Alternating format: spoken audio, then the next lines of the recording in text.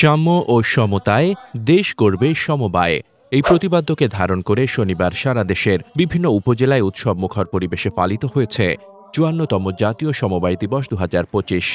এদিন সকাল থেকে উপজেলা প্রশাসন ও সমবায় বিভাগের উদ্যোগে র্যালি, আলোচনা সভা ও শ্রেষ্ঠ সমবায়ীদের সম্মাননা প্রদান সহ নানা কর্মসূচির আয়োজন করা হয়।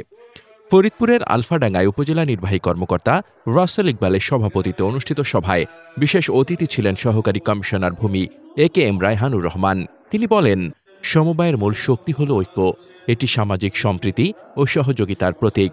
অনুষ্ঠানের শেষে শ্রেষ্ঠ সমবায়ীদের মধ্যে সম্মাননা প্রদান করা হয়। ফরিদপুরের মধুখালীতে উপজেলা সমবায় কর্মকর্তা লাকি আক্তারের সভাপতিত্বে ও সহকারী সমবায় পরিদর্শক মোহাম্মদ মহিউদ্দিনের সঞ্চালনায় প্রধান অতিথি ছিলেন সহকারী কমিশনার ভূমি মোহাম্মদ ইরফানুর রহমান। বক্তারা বলেন, সমবায় হল জনগণের অর্থনৈতিক মুক্তির হাতিয়ার। ফরিদপুরের বোয়ালমারীতে উপজেলা নির্বাহী অফিসার তানভীর হাসান চৌধুরীর সভাপতিত্বে অনুষ্ঠিত সভায় উপস্থিত ছিলেন সহকারী কমিশনার ভূমি শিব্বির আহমেদ, প্রাণী সম্পদ কর্মকর্তা ডাক্তার শওকত আলী ও সাংবাদিক কোরবান আলী।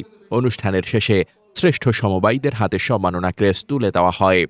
ফরিদপুরের চরভদ্রাসনে সকাল ১১টায় উপজেলা চত্বর থেকে বর্ণাঢ্য র্যালি বের হয়। র্যালিটি প্রধান সড়ক প্রদক্ষিণ শেষে উপজেলা হলরুমে আলোচনা সভায় মিলিত হয়। উপজেলা সমবায় কর্মকর্তা মোহাম্মদ ইয়াকুব আলীর সভাপতিত্বে প্রধান অতিথি ছিলেন উপজেলা নির্বাহী অফিসার মনিরা খাতুন। বক্তারা বলেন, সমবায়ের মূল লক্ষ্য হল পারস্পরিক সহযোগিতা ও স্বনির্ভরতা অর্জন।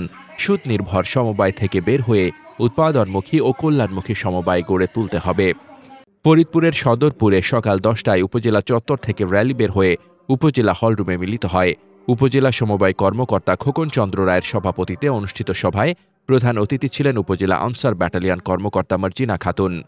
বক্তারা বলেন, সমবায় দিবসের মূল তাৎপর্য হল সহযোগিতা, স্বনির্ভরতা ও ন্যায্য বন্টন ভিত্তিক উন্নয়ন।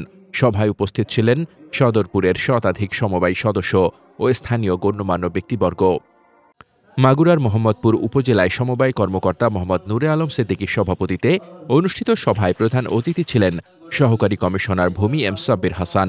বক্তারা বলেন, সমবায় আন্দোলনই পারে গ্রামীণ অর্থনীতিকে শক্তিশালী করে সমাজে ন্যায়ভিত্তিক উন্নয়ন গড়ে তুলতে। রাজবাড়ীর বালিয়াকান্দিতে উপজেলা প্রশাসন ও সমবায় বিভাগের উদ্যোগে সকাল ১১টায় জাতীয় ও সমবায় পতাকা উত্তোলনের মধ্য দিয়ে কর্মসূচি শুরু হয়। এরপর বর্ণাঢ্য র্যালি পৌর এলাকার প্রধান সড়ক প্রদক্ষিণ করে।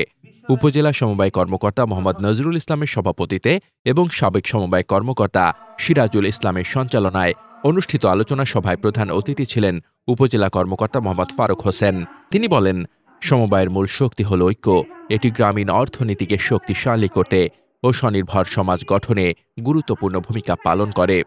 দেশের প্রতিটি উপজেলায় অনুষ্ঠিত এসব অনুষ্ঠানে বক্তারা একমত পোষণ করেন যে, সমবায় হচ্ছে জনগণের অর্থনৈতিক মুক্তি, সামাজিক ঐক্য ও ন্যায়ভিত্তিক উন্নয়নের মূল হাতিয়ার। সমবায়ের চেতনা ধারণ করে সুশাসন, পারস্পরিক সহযোগিতা ও উৎপাদনমুখী সমাজ গঠনে সবাইকে একযোগে কাজ করতে হবে। মোহাম্মদ শামীম রেজা, দৈনিক খোলা চোখ।